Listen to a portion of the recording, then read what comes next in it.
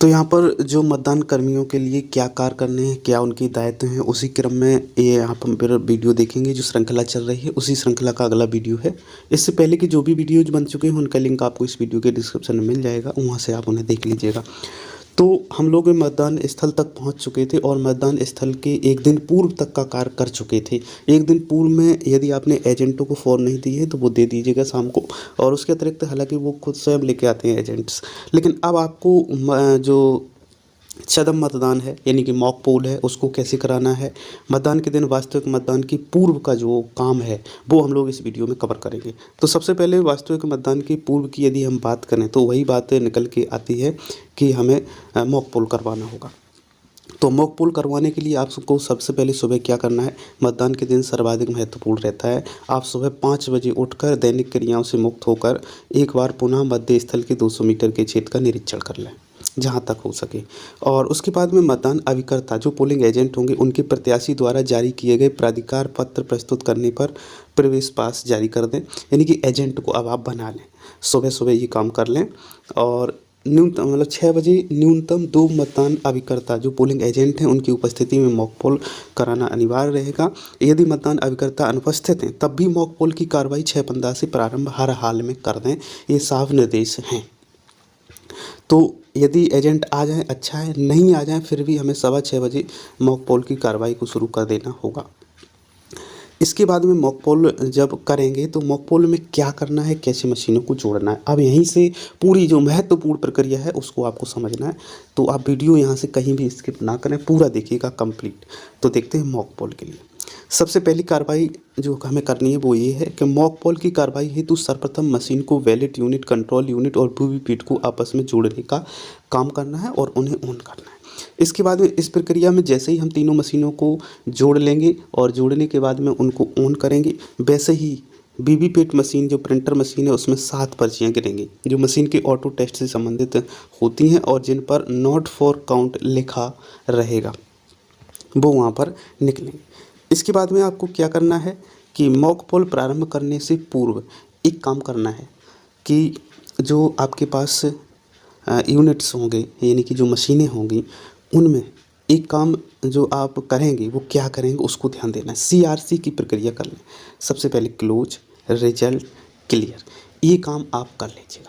ये करने के बाद में मशीन में जो भी वोट पहले से होगा कुछ भी वो 0 हो जाएगा। उसके बाद में यदि लिंक एरर प्रदर्शित हो रहा है तो केबल को पुनः हटा करके उन्हें सही से एडजस्ट कर लें। इसके बाद में कुछ क्षण बाद उम्मीदवारों की संख्या, कुल पड़े मत 0 तथा उम्मीदवारों के लिए पड़े मतों की संख्या 0 प्रदर्शित होने लगेगी। जैसे ही 0 प्रदर्शित होने लगेगी तो आप समझ लीजिएगा कि आपका जो मशीनों का जुड़ाव है बिल्कुल सही है। अब आपको जोड़ना है किसकी केबल किस में है। तो देखो जो कंट्रोल यूनिट है, जो कंट्रोल यूनिट होगा उसकी आप केबल को वीवीपैट मशीन से जोड़िएगा और जो वीवीपैट मशीन की केबल है उसको आप VU यानी कि वैलिड यूनिट से जोड़ दीजिएगा। बस इतनी सी प्रोसेस है, तो बहुत लंबी इसमें प्रोसेस नहीं है। तो VU को वीवीपैट से और वीवीपैट के कनेक्टिंग केबल से CU को जोड़ें। तो यहाँ पर ये साफ दिया गया है। ध्यान रहे कि जोड़ते समय मशीन स्विच ऑफ होनी चाहिए, यानी कि मशीन ऑन करके नहीं जोड़ना है, आपको पहले जोड़ लेना है उसके बाद में आगे की प्रक्रिया करनी है, यानी कि आगे आपको वो स्टार्ट करना है। तो इसमें सबसे बेस्ट ये रहेगा, सबसे पहला काम करिएगा कि आप जो मशीनें हैं तीनों आपने खोल ली, उनकी केबल निकाल ली। तो सबसे पहले आप CU लीजिएगा यानी कि कंट्रोल यूनिट, और कंट्रोल यूनिट की केबल को प्रिंटर में लगा दीजिएगा और प्रिंटर की केबल को VU में लगा दीजिएगा। इतना काम करके आप कंट्रोल यूनिट को ऑन करने से पहले जो प्रिंटर है उसमें जो पीछे नॉब लगा होता है वो ट्रांसपोर्ट मोड में इस प्रकार से रहेगा, लेकिन उसे आप अब ऑन कर लीजिएगा इस प्रकार से। अब मशीन को आप ऑन करिएगा। जैसे मशीन को आप ऑन करेंगे अपनी प्रक्रिया मशीनें शुरू कर देंगी और उसमें 7 पर्चियाँ कट कर गिरेंगी। मॉक पोल प्रारंभ करते हुए प्रत्येक प्रत्याशी को न्यूनतम 1 मत देते हुए नोटा सहित न्यूनतम 50 मत डालना है। कम से कम 50 मत का हमें मॉक पोल करना होगा। तो इस प्रकार से, और ये भी कंफर्म होते चलें कि जिस प्रत्याशी को आप करवा रहे हैं एक एक एजेंट को नियुक्त कर दें कि आप अपने प्रत्याशी में कितने वोट डाल रहे हैं, आप अपने गिन के रखिएगा, या 5-5 वोट या 4-4 वोट डाल लें। उसके बाद में उन्हें आप चेक करवा दें।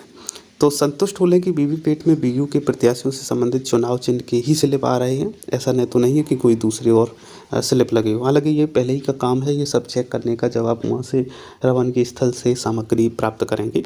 मॉक पोल समाप्त करने हेतु क्लोज बटन दबाने के कुछ समय बाद रिजल्ट बटन दबाएं, यानी कि पहले आप क्लोज बटन दबाइएगा। जब आपका मॉक पोल कंप्लीट हो जाए, क्लोज बटन से ये होगा कि आपका मतदान हो चुका है। अब इसके बाद में आपको रिजल्ट बटन दबाना होगा। जब रिजल्ट बटन दबाना होगा और उसका मिलान करते हुए मॉक पोल का प्रमाण पत्र स्वयं और मतदान अभिकर्ताओं के हस्ताक्षर के उपरांत जारी कर लें। इसके बाद में क्लियर बटन दबा दें, जिससे कि वास्तविक मतदान के लिए मशीन सील करने के लिए तैयार हो जाए और जो भी उसमें हमने मॉक पोल के दौरान मत डाले हैं वो सभी डिलीट हो जाए। तो इतना काम करने के बाद में अब हमें क्या करना होगा कि वीवीपैट से निकली मॉक पोल पर्ची के पिछले हिस्से पर रबड़ की मोहर लगाएं। जो वीवीपैट मशीन से मॉक पोल की पर्चियां निकलेंगी उन पर मोहर लगानी होगी पीछे, और उन्हें विशेष काले लिफाफे में रखकर स्वयं व मतदान अभिकर्ताओं के हस्ताक्षर करा करके बंद कर देना होगा। ठीक है। इसके बाद में लिफाफे पर मतदान केंद्र की संख्या, नाम लिखने के उपरांत उसे प्लास्टिक बॉक्स में डालकर पिंक पेपर सील से सील करना होगा।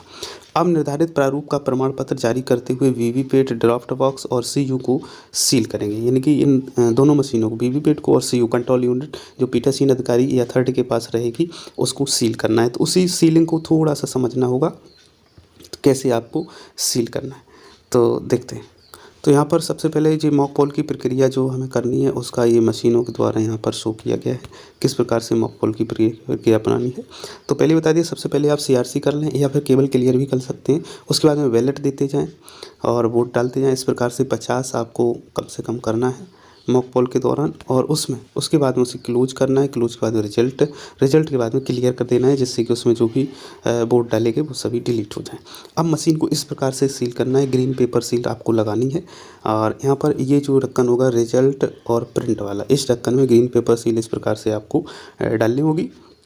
और साथ ही साथ इसके बाद में आपको क्या करना होगा, ग्रीन पेपर सील लगाने के बाद में स्पेशल टैग लेंगे और स्पेशल टैग को यहाँ पर आप क्लोज बटन के ऊपर लगा देंगे। यहाँ पर लगेगा, स्पेशल टैग लग जाएगा। और इस प्रक्रिया के बाद में आपको इस प्रकार से ये बंद कर देना है। जब ये बंद कर देंगे तो यहाँ पर आपको ग्रीन पेपर सील इस प्रकार से शो होएगी, इस प्रकार से आपको दिखेगी। जब इस प्रकार से दिखेगी फिर आपको क्या करना है, ये ABCD वाली जो प्रक्रिया है वो आपको कंप्लीट करना है। और इसमें आपको 2 टैग यहाँ पर बांध देने हैं। हालांकि एक टैग पहले से ही बंधा होगा, लेकिन आप यहाँ भी यदि नहीं है तो आपको दिए जाएंगे, तो आप 2 टैग यहाँ पर ये बच जाएँ, उन पर सभी पूरी इन्फॉर्मेशन लिखी होगी। नेक्स्ट इसी प्रोसेस में आप ABCD को इस प्रकार से क्लोज करिएगा, A के ऊपर B के ऊपर C के ऊपर जो भी है उसको आप क्लोज कर दिएगा। और इस प्रकार से जैसे ही आप क्लोज कर देंगे तो आपकी ये मशीन इस प्रकार से सील हो जाएगी, जैसे कि यहाँ पर आप देख पा रहे होंगे।